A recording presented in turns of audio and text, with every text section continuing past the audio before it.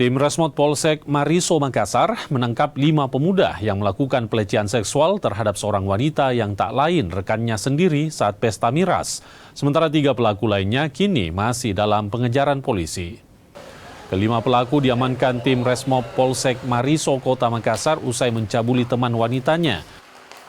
Sebelum melakukan pelecehan seksual, para pelaku berpesta miras bersama korban.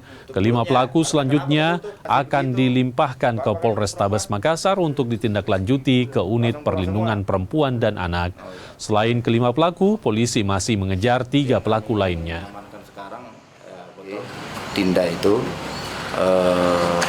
temannya korban itu berkomunikasi lewat IG, diundang untuk datang ke tempatnya untuk menemani tidur. Setelah datang dengan naik Grab motor, itu sampai di sana ternyata banyak temannya, yaitu kurang lebih 8 orang. Kemudian ada yang bawa minuman arak badi. Selanjutnya mereka pesta minum minuman itu. Di saat minuman itu, itulah terjadi pemerkosaan.